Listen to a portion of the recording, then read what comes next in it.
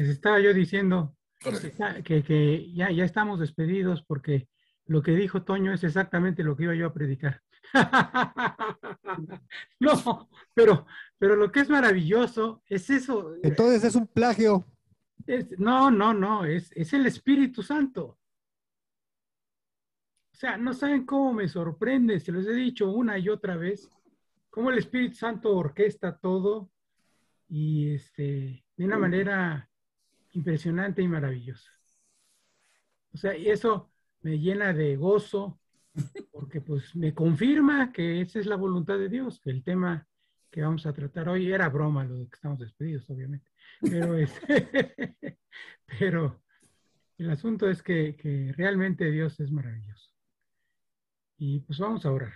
Padre bendito, te doy muchas gracias porque una vez más nos permites estar reunidos a la tierra fértil, Señor, como congregación y como decía Toño, Señor, es necesario que nos congreguemos para que sintamos el calorcito de los otros carboncitos que están encendidos y nos encendamos nosotros también, Señor.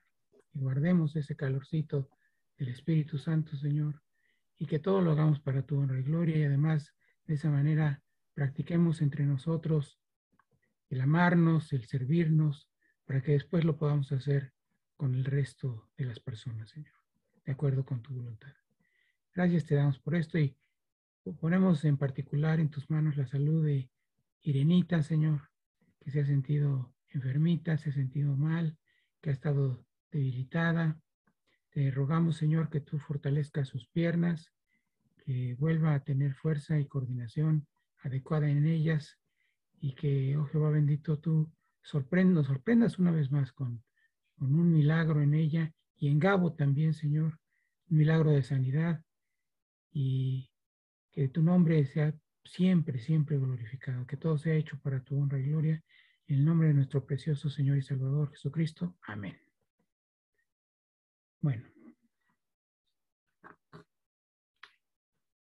vamos a leer un versículo muy conocido por todos ustedes, que está en Mateo 28, del 18 al 20. Es un pasaje, no un versículo. Mateo 28, del 18 al 20. Vamos a darles tiempo a que lo busquen. Al final del libro de Mateo, en el último capítulo, antes de que empiece el libro de Marcos, el Evangelio, dice así la escritura. Y Jesús se acercó y les habló diciendo: Toda potestad me es dada en el cielo y en la tierra. Por tanto, id y haced discípulos a todas las naciones, bautizándolos en el nombre del Padre y del Hijo y del Espíritu Santo, enseñándoles que guarden todas las cosas que os he mandado. Y he aquí, yo estoy con vosotros todos los días, hasta el fin del mundo. Amén. Lo que quiero enfatizar de este pasaje es cuando dice Jesucristo, haced discípulos a todas las naciones. Primeramente,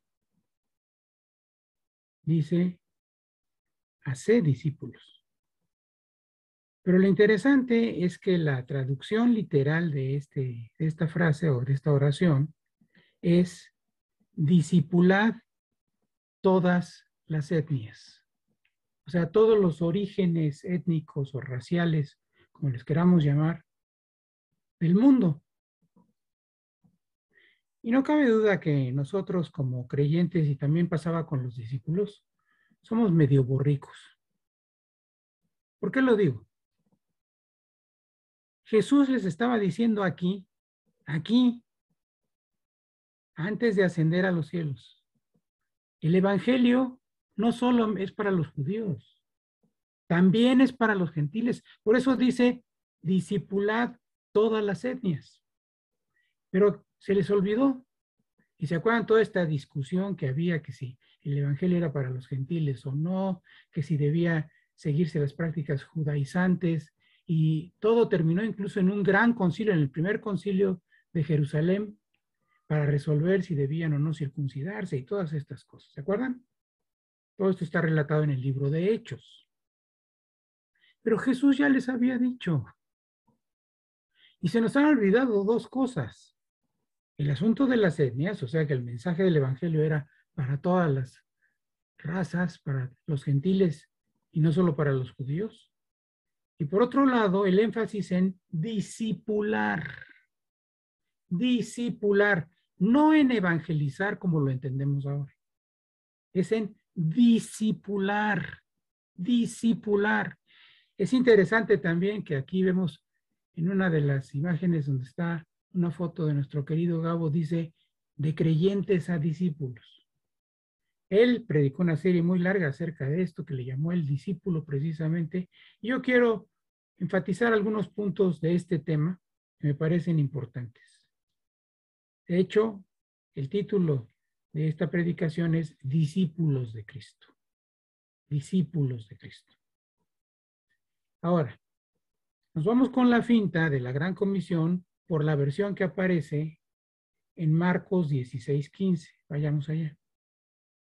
Marcos 16:15.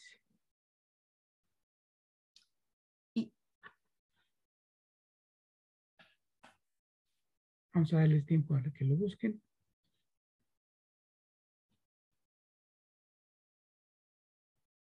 Marcos.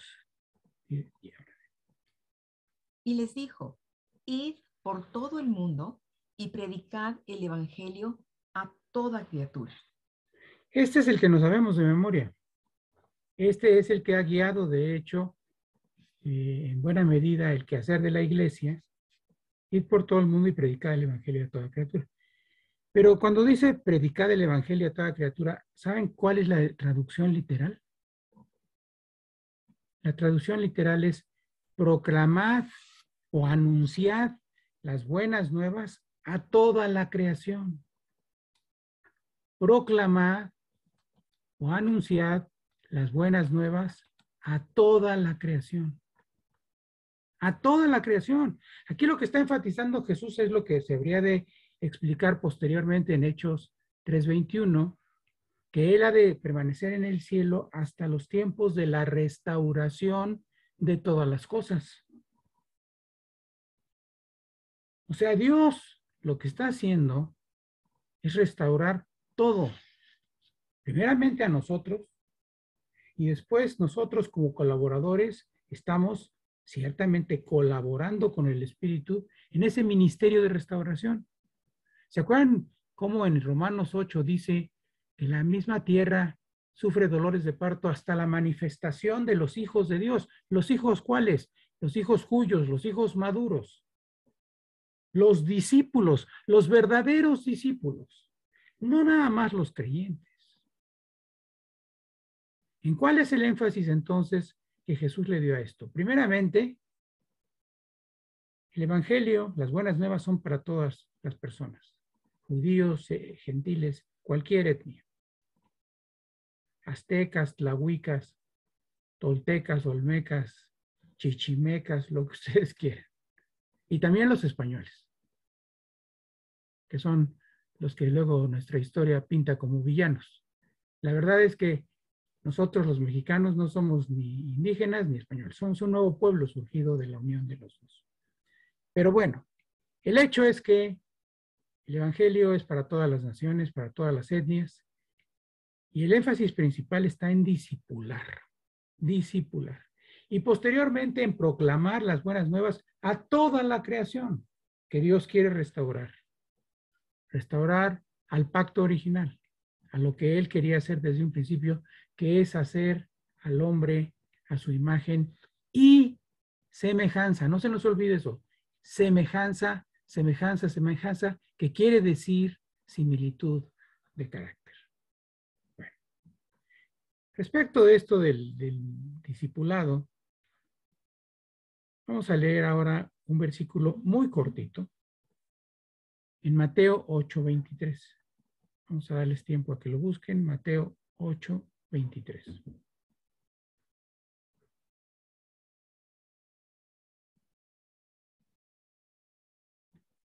Mateo 8:23. Y entrando él en la barca, sus discípulos le siguieron. Lo que quiero enfatizar de este versículo es la segunda parte. sus discípulos le siguieron.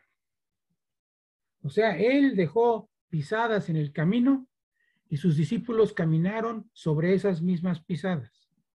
De eso se trata el discipulado. Vamos a ver antecedentes de este asunto en el Antiguo Testamento. Para el efecto, vayamos a Génesis, primer libro de la Biblia, muy fácil de buscar. Génesis 5, del 21 al 24. Génesis 5, del 21 al 24. Les damos tiempo para que lo busquen.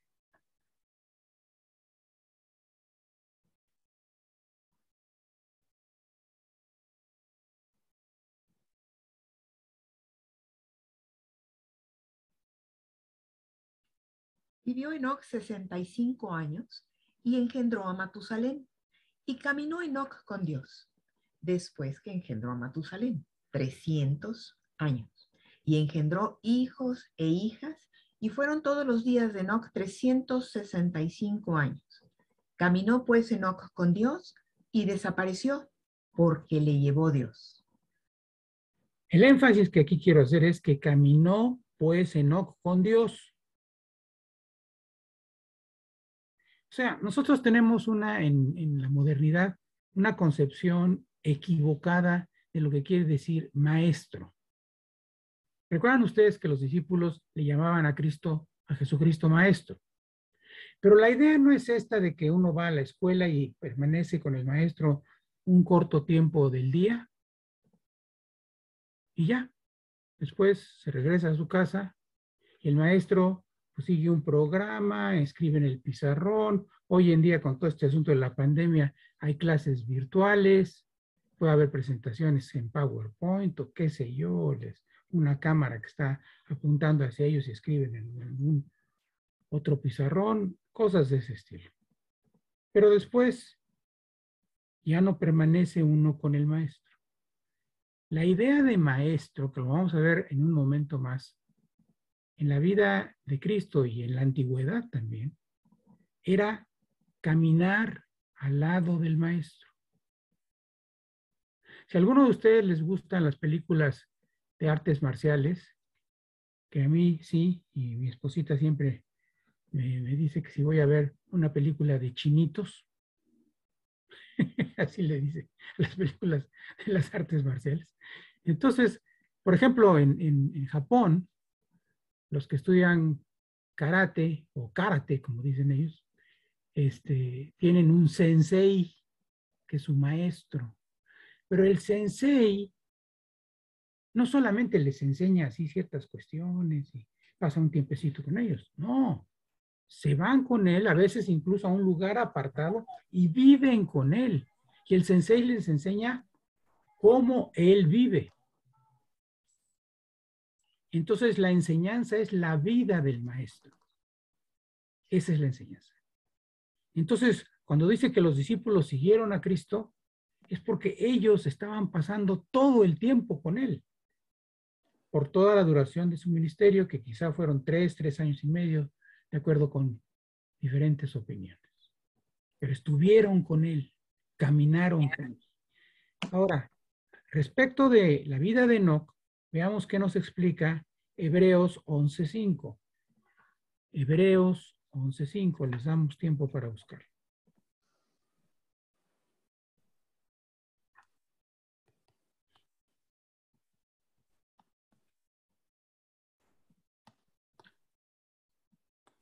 Por la fe, Enoc fue traspuesto para no ver muerte, y no fue hallado, porque lo traspuso Dios, y antes que fuese traspuesto, tuvo testimonio de haber agradado a Dios.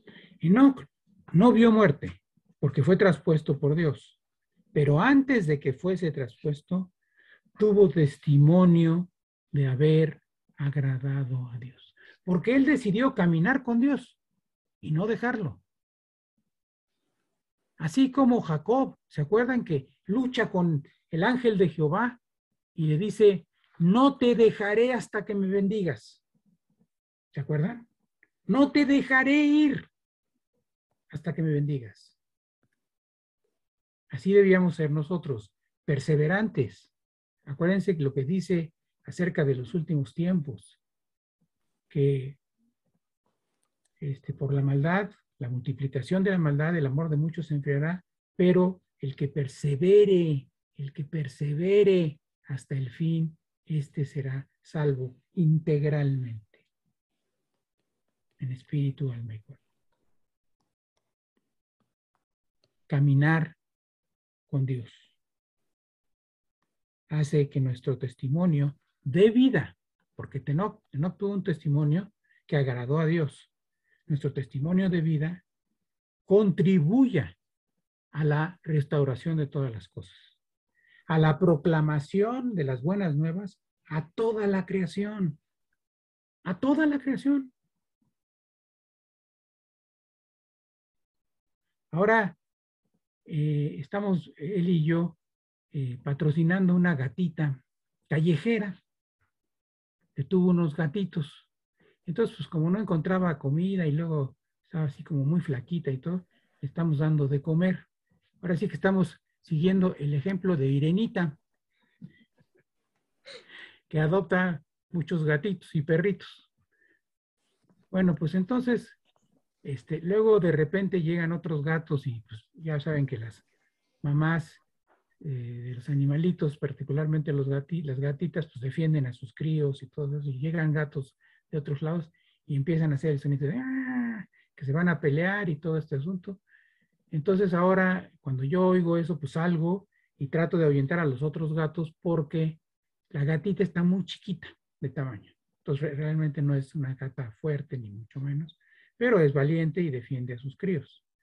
Pero acuérdense de lo que vimos la vez anterior, que bienaventurados son los pacificadores. Eso es lo que Dios quiere que hagamos, que colaboremos con Él en la restauración de todas las cosas y proclamemos el Evangelio a toda la creación, a los gatitos, a los perritos, a las plantas, a todo mundo. O sea, que nuestra vida sea la proclamación. ¿Sí me explico? Como decía San Francisco de Asís, cuando prediques, si es preciso, usa palabras. La predicación más efectiva es nuestra vida. Es que hemos estado con el Señor, hemos caminado con Él. También un antecedente del Antiguo Testamento lo encontramos en Hebreos 11 del 8 al 19. Hebreos 11 del 8 al 19. Seguimos con el Salón de la Fama de la Fe, que es Hebreos 11, como ustedes saben. El testimonio de varios siervos y siervas de Dios que creyeron en Él hasta las últimas consecuencias. Adelante. Por la fe, Abraham, siendo llamado, obedeció para salir al lugar que había de recibir como herencia, y salió sin saber a dónde iba. Por la fe, habitó como extranjero en la tierra prometida como en tierra ajena, morando en tiendas con Isaac y Jacob, coherederos de la misma promesa, porque esperaba la ciudad que tiene fundamentos, cuyo arquitecto y constructor es Dios. Por la fe también la misma Sara, siendo estéril, recibió fuerza para concebir y dio a luz aún fuera del tiempo de la edad, porque creyó que era fiel quien lo había prometido. Por lo cual también de uno, y ese ya casi muerto, salieron como las estrellas del cielo en multitud, y como la arena innumerable que está a la orilla del mar. Conforme a la fe murieron todos estos, sin haber recibido lo prometido, sino mirándolo de lejos y creyéndolo y saludándolo y confesando que eran extranjeros y peregrinos sobre la tierra. Porque los que esto dicen claramente dan a entender que buscan una patria, pues si hubiesen estado pensando en aquella de donde salieron, ciertamente tenían tiempo de volver, pero anhelaban una mejor, esto es, celestial. Por lo cual Dios no se avergüenza de llamarse Dios de ellos, porque les ha preparado una ciudad.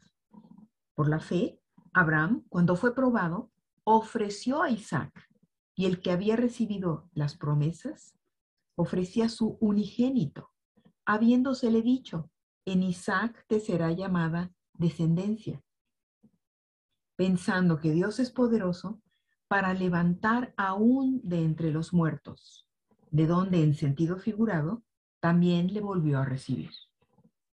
Qué testimonio de Abraham, ¿no? De hecho, de todos los héroes de la fe, este testimonio que describe en estos versículos de Hebreos 11 es el más largo de todos,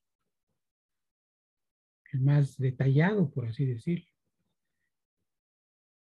Pero fíjense cómo Dios le dice a Abraham mismo en Génesis 17:1, eso lo voy a leer yo porque es cortito.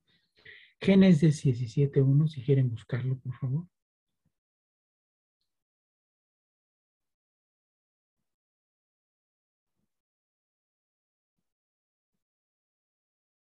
Génesis 17:1.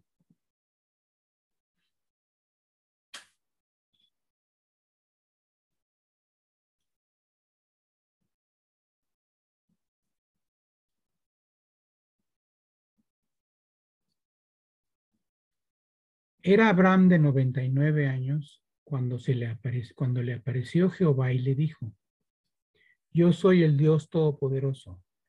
Anda, camina delante de mí y sé perfecto.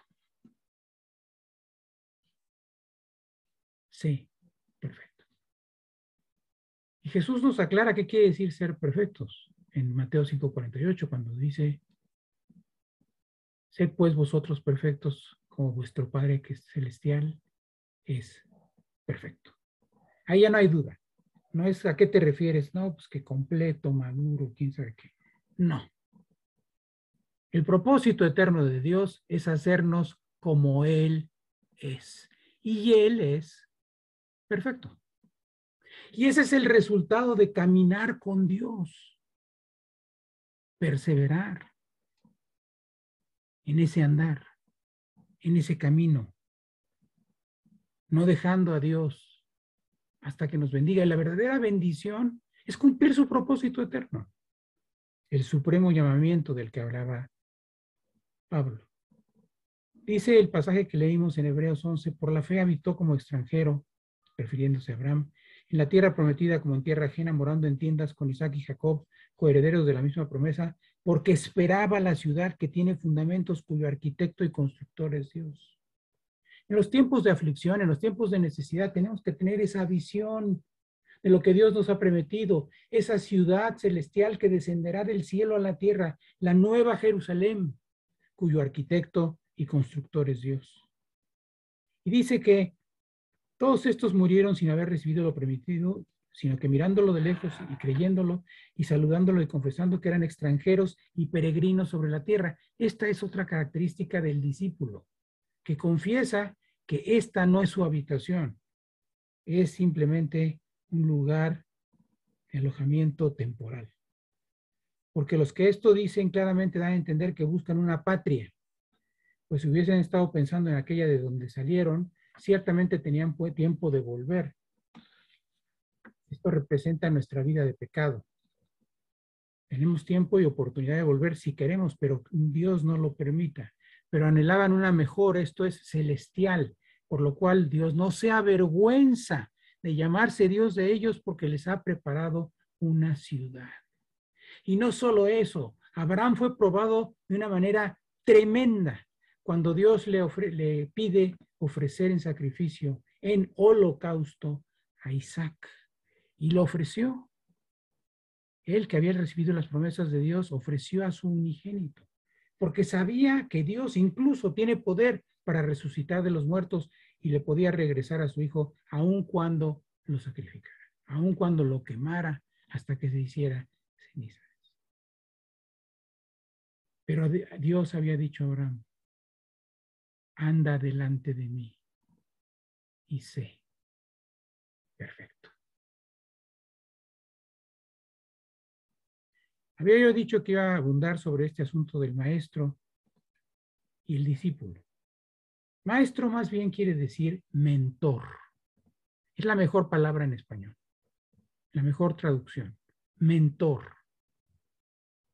Esto quiere decir alguien que está con el discípulo, alguien que se preocupa por él, que lo ayuda, que también lo disciplina, como vamos a ver. pero alguien que pasa tiempo con el discípulo y que enseña mediante su ejemplo. Y del discípulo se espera que camine con su mentor, que pase tiempo con él. De hecho, es una tarea que se asigna a los padres en general, padre y madre, pero sobre todo a los padres varones. Sobre todo. Aplica tanto para como discípulos, hijas e hijos, pero sobre todo hijos varones. Entonces es una tarea que no debemos olvidar los que somos varones. En cuanto a la disciplina, es interesante la evolución etimológica de esta palabra. Antes de llamarse disciplina, se llamaba discipulina. Discipulina. Que eso es evidente el vínculo que tiene con la palabra discípulo. Un discípulo acepta ser sujeto a disciplina. Un discípulo acepta ser sometido a disciplina. Veamos lo que nos dice a este respecto Hebreos 12 del 1 al 11. Hebreos 12 del 1 al 11. Vamos a esperar para que lo puedan buscar. Hebreos 12 del 1 al 11.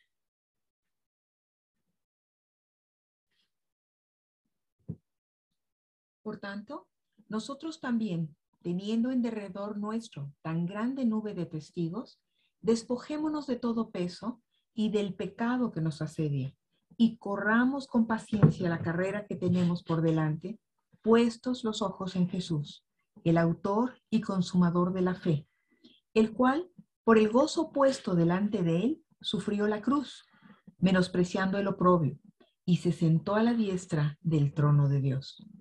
Considerad aquel que sufrió tal contradicción de pecadores contra sí mismo, para que vuestro ánimo no se canse hasta desmayar, porque aún no habéis resistido hasta la sangre, combatiendo contra el pecado, y habéis ya olvidado la exhortación que como a hijos se os dirige diciendo: Hijo mío, no menosprecies la disciplina del Señor, ni desmayes cuando eres reprendido por él, porque el Señor al que ama disciplina y azota a todo el que recibe por hijo. Si soportáis la disciplina, Dios os trata como a hijos. Porque, ¿qué hijo es aquel a quien el Padre no disciplina? Pero si se os deja sin disciplina, de la cual todos han sido participantes, entonces sois bastardos y no hijos. Por otra parte, tuvimos a nuestros padres terrenales que nos disciplinaban y los venerábamos. ¿Por qué no obedeceremos mucho mejor al Padre de los Espíritus y viviremos? ¿Y aquellos?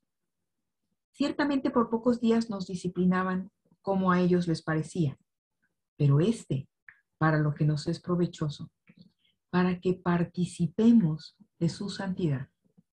Es verdad que ninguna disciplina al presente parece ser causa de gozo, sino de tristeza, pero después da fruto apacible de justicia a los que en ella han sido ejercitados. Dice, hijo mío, no menosprecies la disciplina del Señor, ni desmayes cuando eres reprendido por él. Porque el Señor al que ama, disciplina.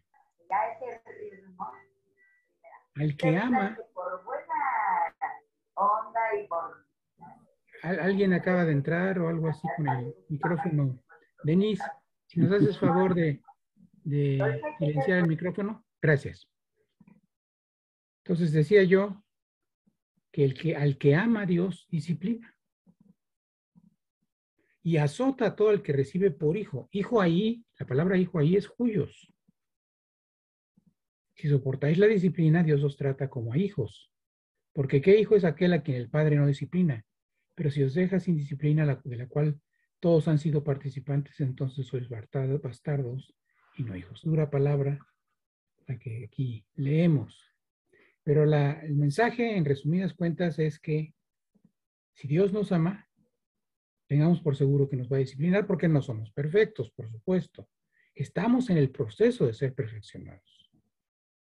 Y al final dice, es verdad que ninguna disciplina al presente parece ser causa de gozo, sino de tristeza, pero después da fruto apacible de justicia a los que en ella han sido ejercitados.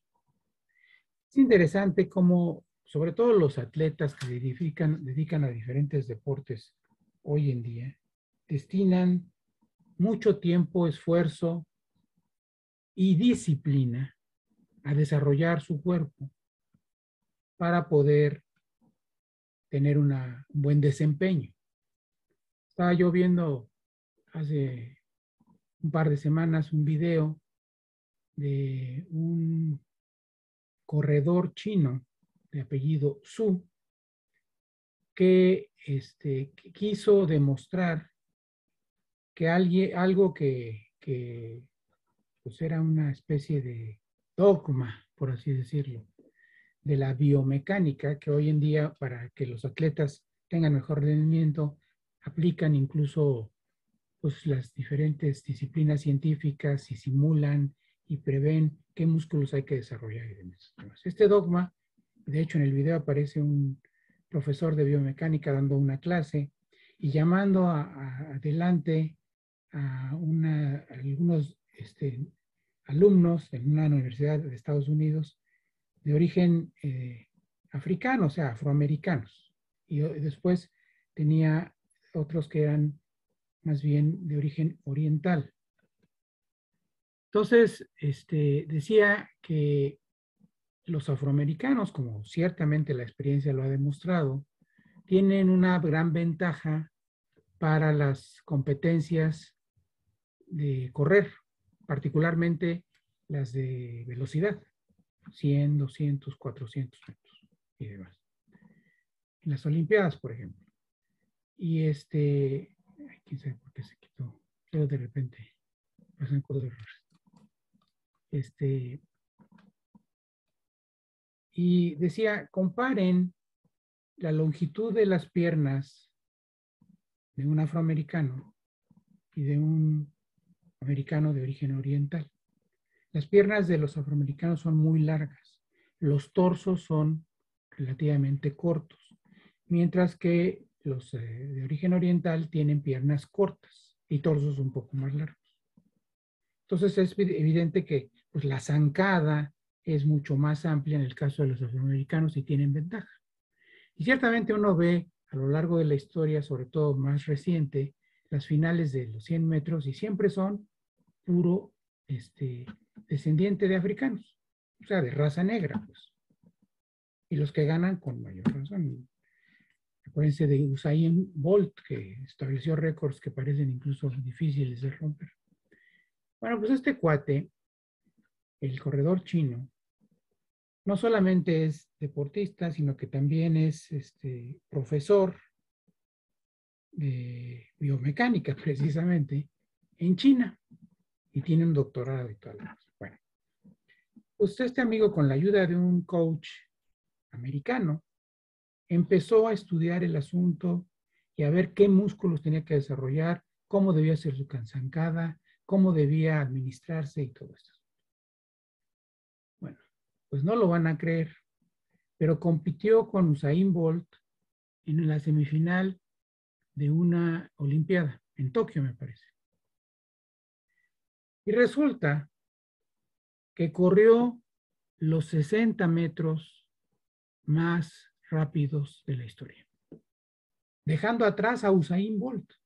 Claro que Bolt tenía una capacidad de recuperación impresionante y ya en los últimos 40 metros toma ventaja y gana la carrera. Pero aún así, lo que logró este amigo fue extraordinario. ¿Y cómo lo hizo? Dedicándose al asunto, caminando al lado de su coach, esto es su mentor, y estudiando el problema con seriedad y esforzándose y eso. Los atletas tienen un dicho, en inglés particularmente, que le dicen, porque hace verso, no pain, no gain. Sin dolor no hay ganancia. Y cuando los atletas se ejercitan, les duele. Les duele. No crean que solamente las personas que no somos profesionales en las disciplinas atléticas nos segregamos ácido láctico que luego hace que duelan los músculos. No, incluso a los atletas de alto rendimiento y están dispuestos a someterse a esa disciplina porque tienen la mente y la visión en la medalla de oro. De eso se trata, ser discípulo del Señor. De eso se trata. A ese respecto, Pablo dibuja algunas analogías en Segunda de Timoteo 2, del 1 al 6. Segunda de Timoteo 2, del 1 al 6. Segunda epístola de Pablo a Timoteo, capítulo 2, versículos del 1 al 6.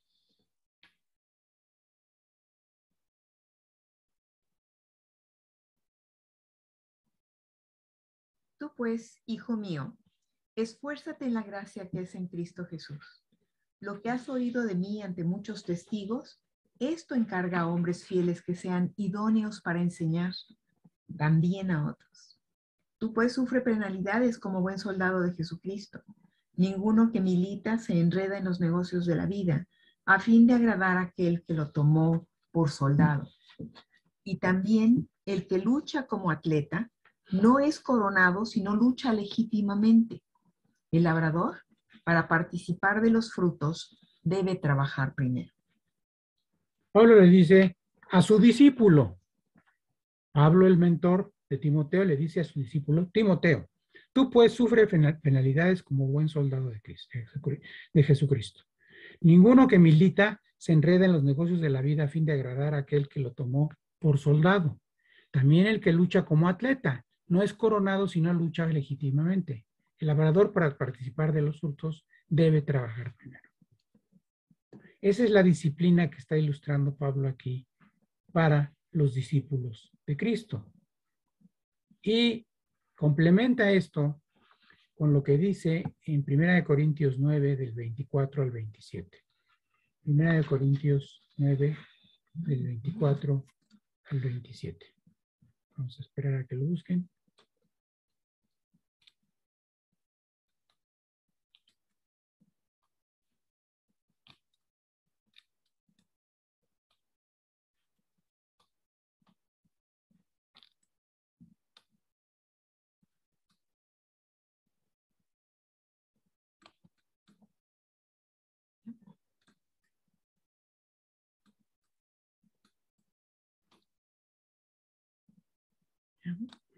¿No sabéis que los que corren en el estadio, todos a la verdad corren, pero uno solo se lleva el premio?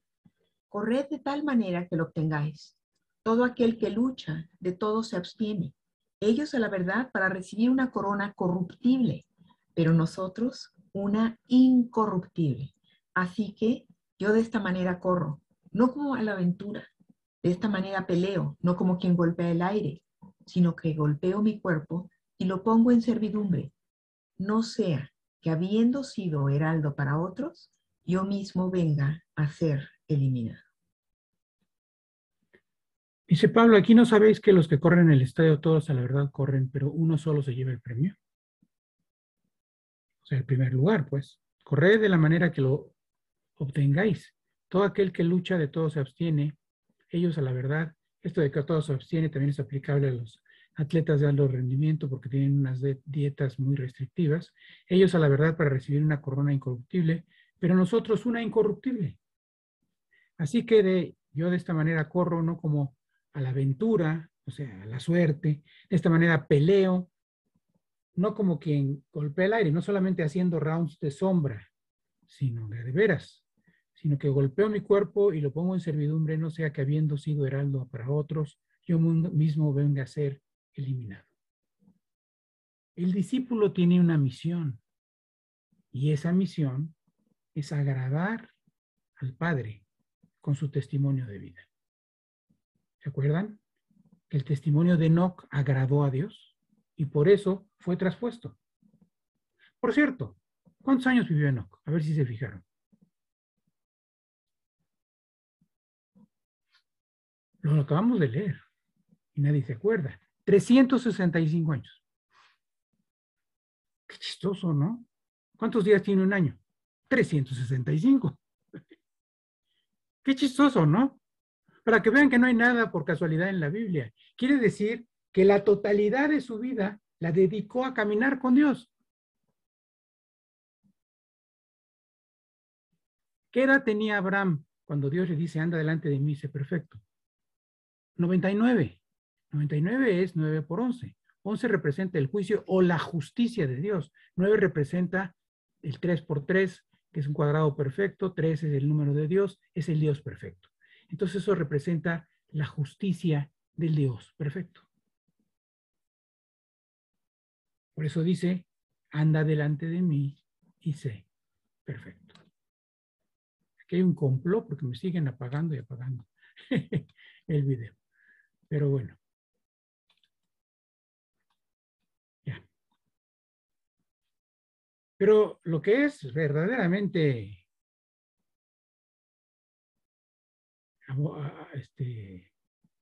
muy golpeador es lo que dice al final el pasaje que acabamos de leer. No sea que habiendo sido heraldo para otros, yo mismo venga a ser eliminado. Que de hecho, muchos dicen que la palabra más adecuada para traducir lo que se ha traducido aquí como eliminado es descalificado. Es como en uno de los deportes olímpicos, que es la marcha. Ya ven que uno tiene que estar marchando de modo que no flote, como le dicen. O sea, que no los dos pies estén en el aire al mismo tiempo, sino que siempre haya contacto por lo menos de un pie con la tierra. Y hay jueces que están ahí checando, checando. Y ha habido varias ocasiones en que competidores mexicanos han sido descalificados. Entonces, estamos en la carrera, pero si no lo hacemos a la manera de Dios, podemos ser descalificados. ¿Eso implica la pérdida de salvación? No. Pero lo que buscamos es ser dignos de Él. Y eso quiere decir ser verdaderamente de Él. Esto es ser parte de la esposa de Cristo. Bueno, pues hemos hablado de los atletas de alto rendimiento, pero les recuerdo cómo entrenan a las fuerzas de élite. Por ejemplo, en las películas se ve cómo entrenan a una en particular que son lo que les llaman los SEALs de la Marina de Estados Unidos. SEAL es un acrónimo que quiere decir literalmente, es una palabra en inglés también, foca, pero lo que quiere decir como acrónimo es mar, aire y tierra. O sea, como quien dice, los soldados de este tipo de fuerzas de élite son todoterreno. O sea donde sea que vayan a cumplir la misión. Estos fueron los que, por cierto, fueron y buscaron a Osama Bin Laden y luego se lo ejecutaron. Que ha habido incluso películas de ese tipo. Por el asunto que ocurrió en el 11 de septiembre en 2001. Bueno, ahora, el discipulado tiene un costo, no hay duda de ello. Y aquí es donde se liga este asunto con el pasaje que nos leyó al principio Toño, de Lucas 9, a partir del versículo 23. Voy a leer algunos pasajes paralelos, ya no les insisto en el que él leyó, lo dijo muy bien, lo explicó muy bien. Entonces veamos ahora lo que dice Lucas 14, 26 al 27. Lucas 14, 26 al 27. Vamos a esperar a que lo busquen.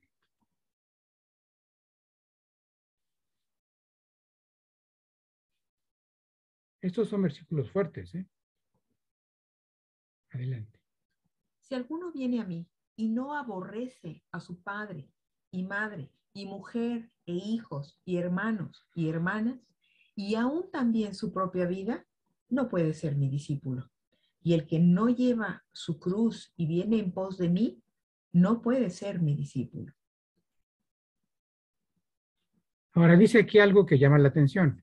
Si alguno viene a mí y no aborrece a su padre, madre, mujer, hijos, hermanos y hermanas y aún su propia vida. Esto como que no nos checa mucho, ¿no? Es como cuando Dios le pide a Abraham que ofrezca a Isaac en sacrificio. Pues, ¿cómo? Si Dios expresamente dice que no se deben sacrificar a los hijos de ninguna manera. Entonces algo extraño estaba pasando ahí, pero hay que profundizar en esto. Dice que el que no lleva su cruz y viene en pos de él, no puede ser su discípulo. Esto ya se relaciona con lo que dice, lo que nos mencionó Toño en el pasaje que empieza en Lucas 9:23. Pero aquí está más específico. El que no lleva su cruz y viene en pos de él, aborreciendo, ahorita explicamos lo de aborrecer, incluso a padre, madre, mujer, hijos y hermanos, hermanas, y aún su propia vida, no puede ser su discípulo.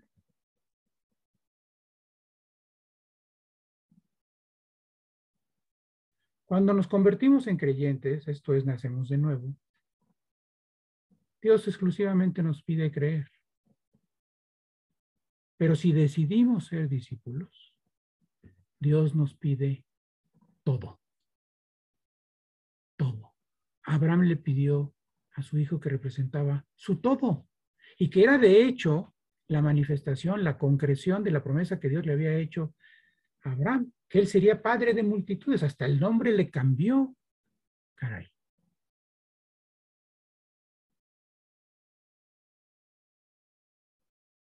No lo busquen, es muy cortito, Romanos 9:13, dice algo es de aborrecer, Romanos 9:13, a Jacob amé, mas a Esaú aborrecí.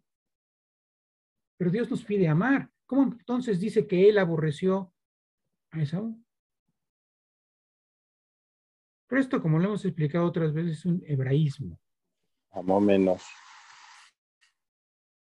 Es un hebraísmo. Esto es, no se trata de odiar a padre, madre. Sí, no, digo, la Biblia dice que los tenemos que honrar. ¿Cómo los vamos a odiar?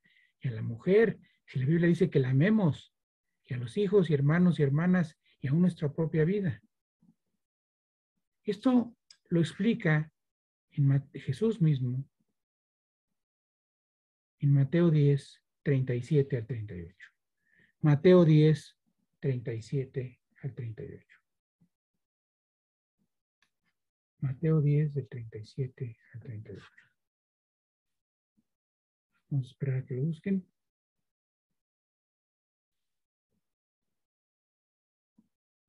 El que ama a padre o madre más que a mí, no es digno de mí. El que ama a hijo o hija más que a mí, no es digno de mí. Y el que no toma su cruz y sigue en pos de mí, no es digno de mí. Ah, bueno, pues ya entendí.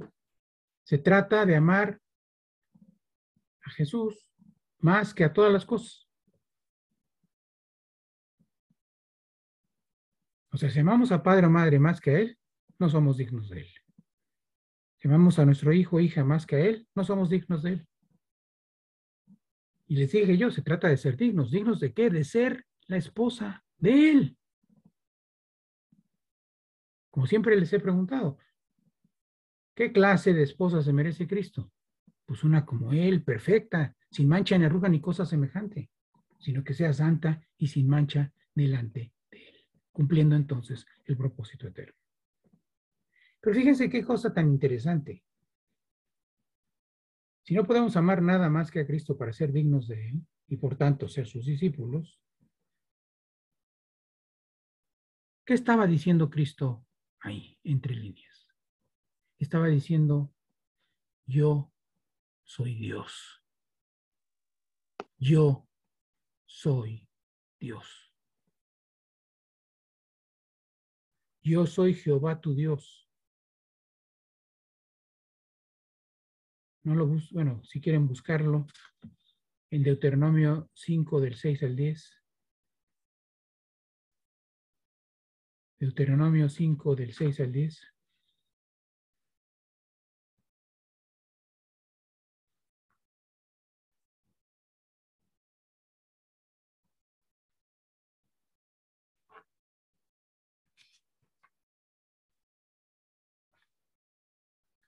Yo soy Jehová tu Dios, que te saqué de tierra de Egipto, de casa de servidumbre. No tendrás dioses ajenos delante de mí. No harás para ti escultura, ni imagen alguna de cosa que está arriba en los cielos, ni abajo en la tierra, ni en las aguas debajo de la tierra. No te inclinarás a ellas, ni las servirás. Porque yo soy Jehová tu Dios, fuerte, celoso, que visito la maldad de los padres sobre los hijos hasta la tercera y cuarta generación de los que me aborrecen, y que hago misericordia a millares, a los que me aman y guardan mis mandamientos. Este es el primero de los 10 mandamientos. Y básicamente lo que quiere decir es: no te hagas ídolos. No seas idólatra. No practiques la idolatría, que literalmente quiere decir la adoración a los ídolos. El único digno de ser adorado soy yo. Entonces lo que está diciendo Jesús ahí es: si amas más cualquier persona o cosa que a mí, no eres digno de mí, porque yo soy Jehová tu Dios, que te saqué de la tierra de Egipto, de casa de servidumbre, de la servidumbre al pecado en el caso nuestro. No tendrás dioses ajenos delante de mí. No puedes amar nada ni nadie más que a mí, porque yo soy Jehová tu Dios, fuerte y celoso, que visito la maldad de los padres sobre los hijos hasta la tercera y cuarta generación, y que tengo misericordia, hago misericordia a los que me aman y guardan mis mandamientos.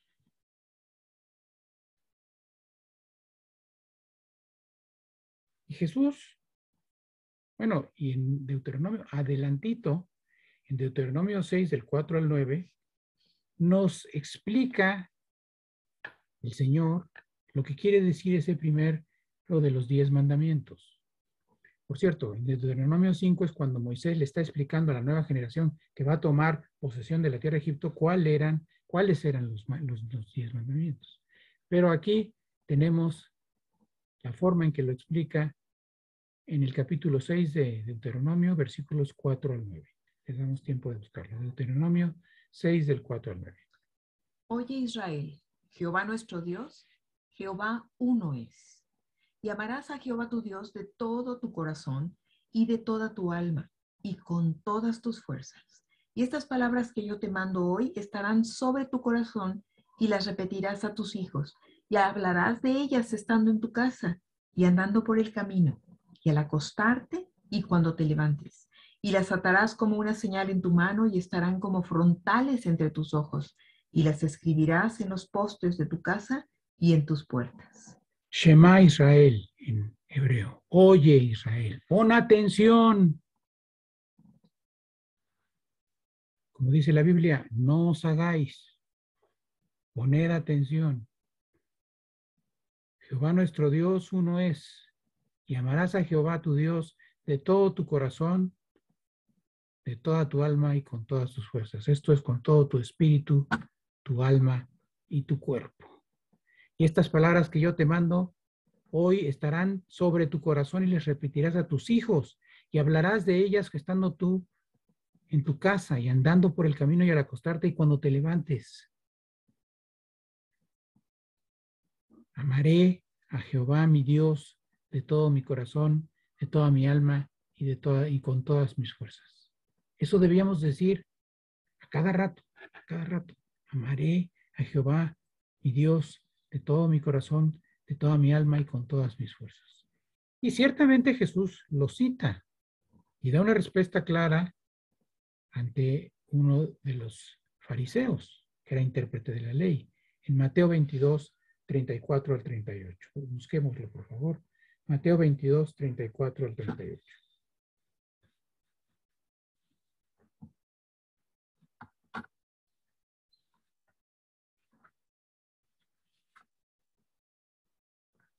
Entonces los fariseos, oyendo que había hecho callar a los saduceos, se juntaron a uno.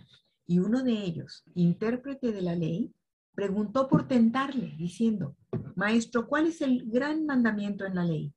Jesús le dijo: amarás al Señor tu Dios con todo tu corazón y con toda tu alma y con toda tu mente. Este es el primero y grande mandamiento. Este es el primero y grande mandamiento. De hecho, amplía un poco la forma en que se dice originalmente en Deuteronomio, diciendo con toda tu alma y con toda tu mente, enfatizando más que el cuerpo, el alma, porque la batalla es la mente, hermanos. La batalla está en la mente. Ahí es donde el enemigo siembra malos pensamientos, ahí es donde alojamos muchas veces el resentimiento, la falta de perdón y demás que estorba que podamos cumplir este mandamiento y también el segundo del cual hablaremos en un momento más. Ahora revisemos cuáles son las características de un discípulo. ¿Cómo podemos darnos cuenta de que alguien es un discípulo? Veamos lo que dice Juan, el Evangelio de Juan, capítulo 15, versículos 1 al 8. Juan 15, del 1 al 8.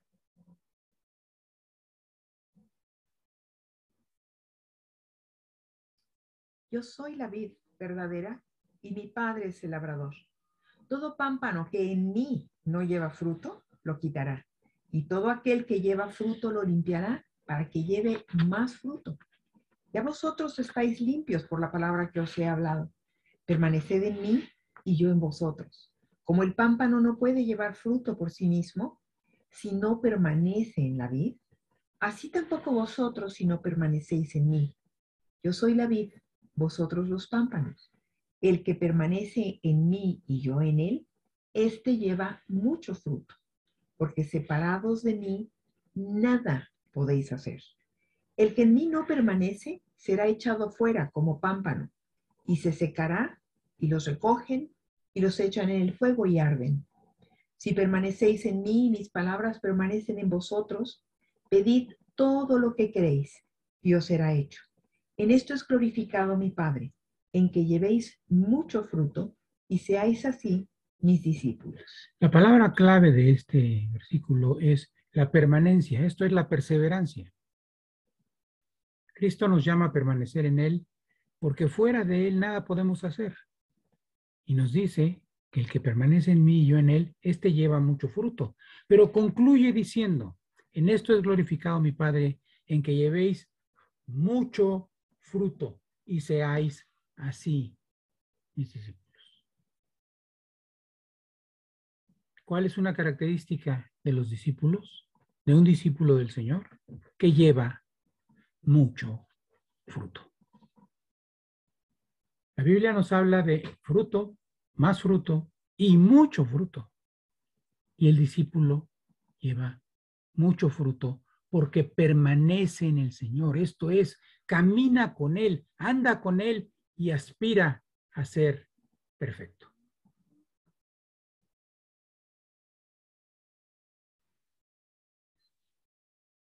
¿Qué dice Gálatas 5, 22 al 24? Gálatas 5, 22 al 24.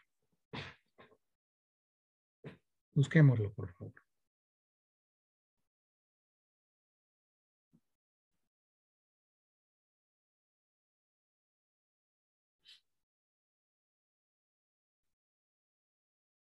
Gálatas 5, 22 al 24. Mas del fruto del Espíritu es amor, gozo, paz, paciencia, benignidad, bondad, fe, mansedumbre, templanza. Contra tales cosas no hay ley, pero los que son de Cristo han crucificado la carne con sus pasiones y deseos. El fruto del Espíritu es amor. El gozo, la paz, paciencia, benignidad, bondad, fe, mansedumbre, templanza son manifestaciones del amor. Pero dice que los que son de Cristo han crucificado la carne con sus pasiones y deseos. Claro, porque están permaneciendo en Cristo y dice primera de Juan que el que permanece en él no peca. Porque ha crucificado la carne con sus pasiones y deseos. Cuando Cristo dice que el primer mandamiento es amar a Dios sobre todas las cosas en resumidas cuentas, luego dice que el segundo es semejante. Vayamos a ver lo que dice Mateo 22, 39 al 40. Busquemos Mateo 22, 39 al 40.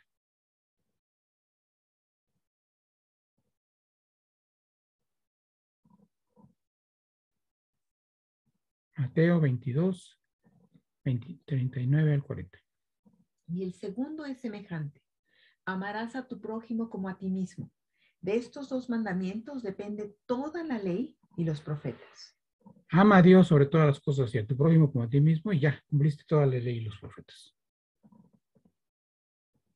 Y finalmente esa es la demostración de que hemos cumplido el propósito eterno de Dios, que seamos semejantes a Él, y Él como ama sacrificialmente, esto es, ama a los demás.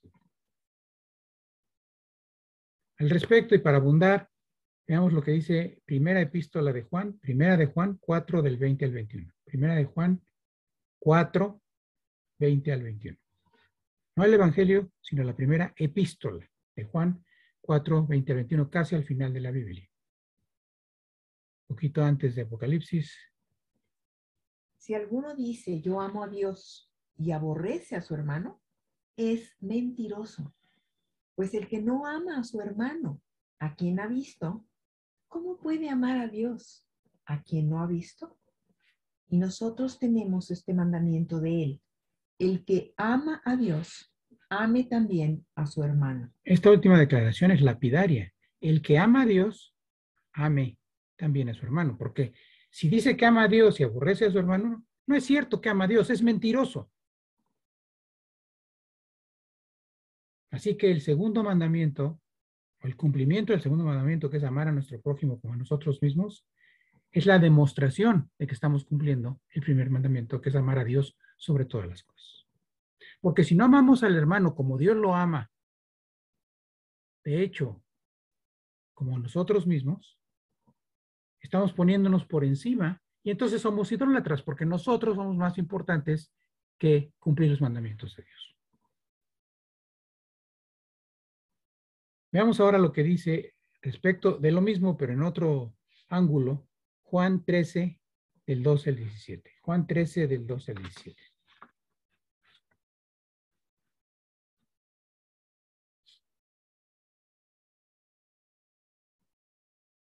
Evangelio de Juan, capítulo 13, versículos 12 al 17.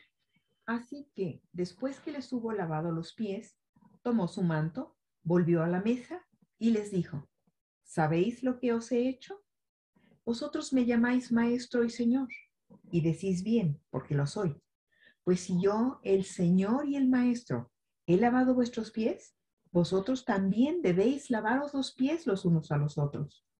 Porque ejemplo os he dado, para que como yo os he hecho, vosotros también hagáis. De cierto os digo, el siervo no es mayor que su Señor, ni el enviado es mayor que el que le envió. Si sabéis estas cosas, bienaventurados seréis si las hiciereis. Este pasaje se enlaza con lo que habíamos estado revisando en predicaciones anteriores acerca del servicio, el servicio humilde. Dice Jesús, vosotros me llamáis maestro y señor, le podríamos decir, me llamáis mentor y señor, y decís bien porque lo soy. Pues si yo, el señor y el mentor, he lavado vuestros pies, vosotros también debéis lavar los pies los unos a los otros. Ahí está el servicio, la humillación, porque ejemplo os he dado. Como buen mentor, ustedes han caminado conmigo y han visto cómo hago yo las cosas, para que como yo os he hecho, vosotros también hagáis. El siervo no es mayor que su señor, y el enviado es mayor que el que le envió. Si sabéis estas cosas, bienaventurados seréis si las hicieres. Esto es, si nosotros somos mayores que nuestro Señor Jesucristo, debemos hacer las cosas que Él hizo. Y eso nos lleva a identificarnos con Él. A este respecto, la identificación con Cristo, que es la forma más sublime de demostrar que somos discípulos del Señor. Veamos lo que dice un pasaje problemático a interpretar, Colosenses 1 del 24 al 29. Colosenses 1 del 24 al 29. Damos tiempo que lo busquen. Colosenses capítulo 1, versículos 24 al 29. Ahora me gozo en lo que padezco por vosotros y cumplo en mi carne lo que falta de las aflicciones de Cristo por su cuerpo, que es la iglesia, de la cual fui hecho ministro, según la administración de Dios que me fue dada para con vosotros, para que anuncie cumplidamente la palabra de Dios, el misterio que había estado oculto desde los siglos y edades, pero que ahora ha sido manifestado a sus santos, a quienes Dios quiso dar a conocer las riquezas de la gloria de este misterio entre los gentiles, que es Cristo en vosotros, la esperanza de gloria, a quien anunciamos, amonestando a todo hombre y enseñando a todo hombre en toda sabiduría, a fin de presentar perfecto en Cristo Jesús a todo hombre, para lo cual también trabajo, luchando según la potencia de Él, la cual actúa poderosamente en mí. Este pasaje es impresionante, hermanos. De hecho, resume todo lo que hemos dicho, no solamente hoy, sino en varias predicaciones. Dice, ahora me gozo en lo que padezco por vosotros y cumplo en mi carne lo que falta de las aflicciones de Cristo por su cuerpo, que es la iglesia de la cual fui hecho ministro. Ministro quiere decir siervo, servidor, esclavo. Pero decimos, pues no que Jesús se presentó como un sacrificio suficiente y único, de una vez por todas. Pues, ¿por qué dice esto Pablo? Es cierto, Jesús se sacrificó en el Kairos. Ya todo fue hecho. Pero nosotros tenemos que manifestar lo que ya está hecho por Cristo. Y eso es a través de la identificación con Él, con nuestro mentor. Y dice que Él anhela anunciar, proclamar el misterio que había estado oculto desde los siglos y las edades, pero que ahora ha sido manifestado a sus santos, a quienes quiso dar a conocer las riquezas de la gloria de este misterio entre los gentiles. Acuérdense, discipulad a todas las etnias, que es Cristo en vosotros, la esperanza de gloria.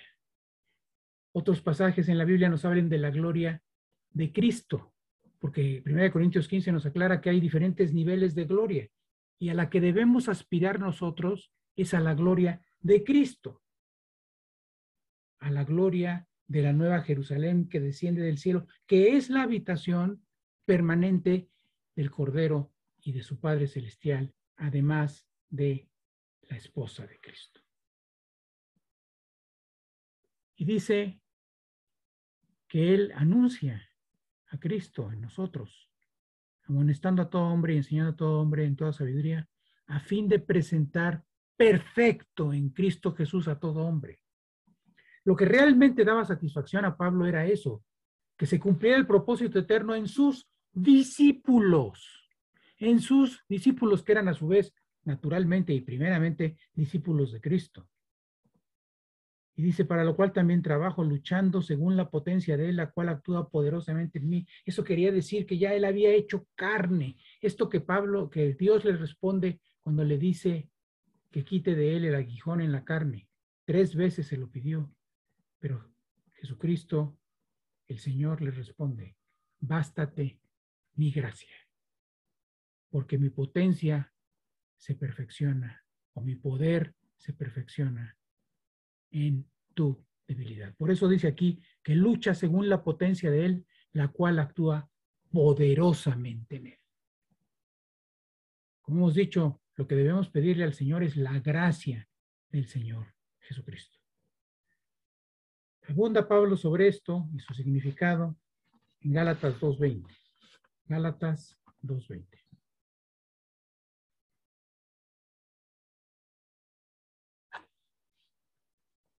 Epístola a los Gálatas, capítulo 2, versículo 20.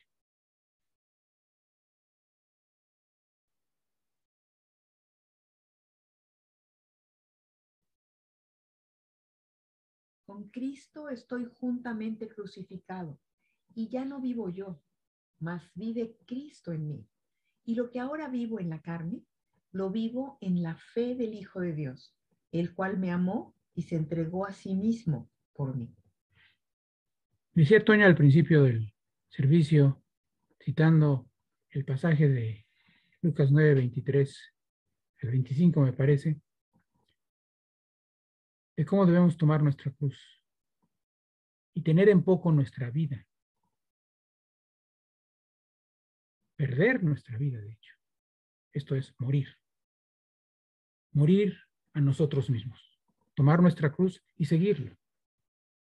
Aquí dice que con Cristo estamos juntamente crucificados. Allí, aquellos que hemos decidido enrolarnos como discípulos de Cristo. Y ya no vivir nosotros, esto es, mi vida se acabó, mi vida, según la veía antes, se acabó. Estoy muerto a ella, mas Cristo vive en mí. Y lo que ahora vivo en la carne, lo vivo en la fe del Hijo de Dios. La fe ni siquiera es nuestra, es de Él. Y de esa fe nos da, el cual me amó y se entregó a sí mismo por mí. Y Él espera que nosotros nos entreguemos a nosotros mismos, a Él, por Él. Esto nos habla de la identificación con Cristo, estar crucificados con Él. Pero el pasaje que abunda más y que es más sublime al respecto está en Filipenses 2 del 3 al 11. Filipenses 2 del 3 al 11. Identificándonos con Cristo.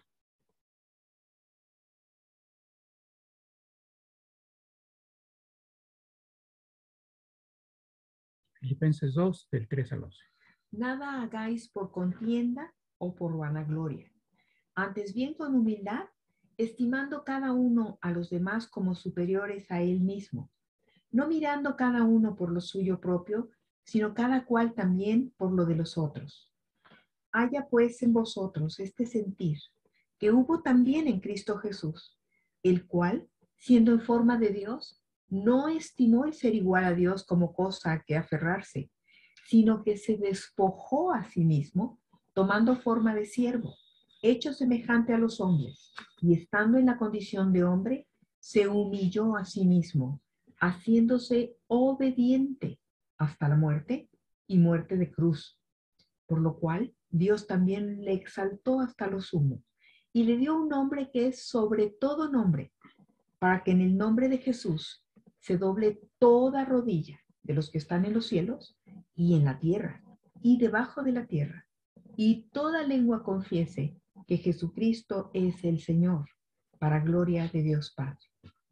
Haya pues en vosotros este sentir que hubo también en Cristo Jesús, el cual, siendo en forma de Dios, esto es, siendo Dios, no estimó ser igual a Dios como cosa que aferrarse, sino que se despojó a sí mismo de todos sus atributos divinos, tomando forma de siervo, de esclavo, hecho semejante a los hombres y estando en condición de hombre, se humilló a sí mismo, haciéndose obediente hasta la muerte y muerte de cruz. Con Cristo estoy juntamente crucificado. Y yo ya morí para Él. Es lo que Dios quiere que digamos.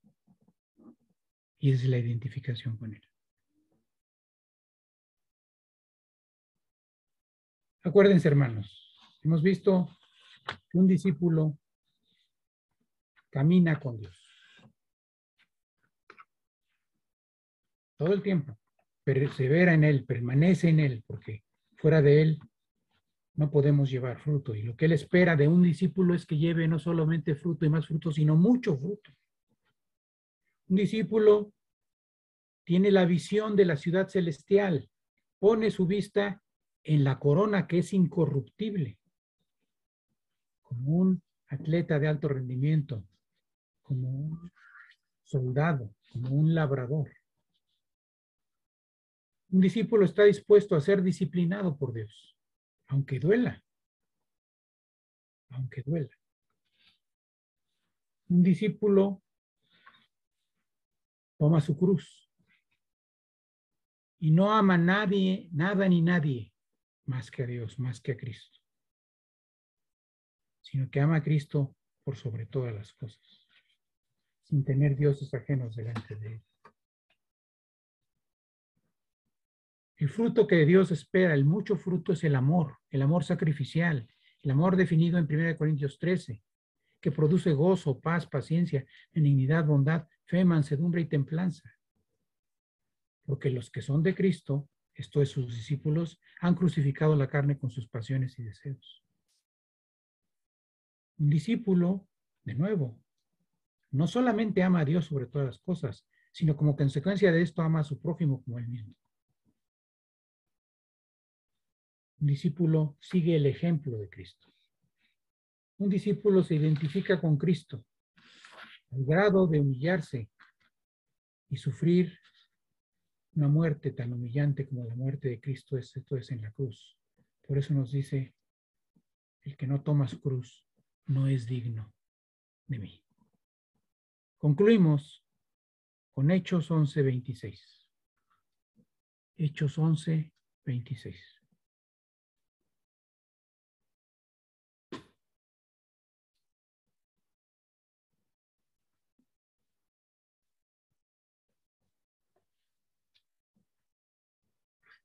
Y se congregaron allí todo un año con la iglesia y enseñaron a mucha gente.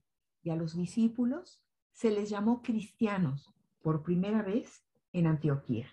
Y a los discípulos se les llamó pequeños Cristos por primera vez en Antioquía. Una pregunta de tarea. ¿Somos discípulos o tan solo somos creyentes? Si somos creyentes, no somos tan solo creyentes, no somos discípulos. Y si no somos discípulos, de acuerdo con lo que dice este versículo, tampoco somos dignos de ser llamados cristianos. Porque un cristiano es un pequeño Cristo. Un cristiano es aquel que continuamente, 365 días del año como Enoc, refleja el amor de Dios. Padre Santo, te damos gracias, porque eres bueno y eres bueno todo el tiempo. Y te rogamos que nos vistas de la gracia de Cristo, porque la necesitamos desesperadamente para poder ser tus discípulos. Nosotros no podemos, Señor, pero tú le dijiste a Pablo que te baste mi gracia capacitadora, mi gracia milagrosa, mi gracia que hace que mi fuerza, mi potencia, mi poder se perfeccione en nuestra debilidad. Aceptamos que somos débiles, incapaces, Señor. No podemos hacerlo solos. Solo tú, a través de tu Espíritu Santo, puedes darnos la gracia de Cristo. La necesitamos desesperadamente para vivir como tú esperas que vivamos. Se ha hecho todo para honra tuya y de nuestro Señor Jesucristo.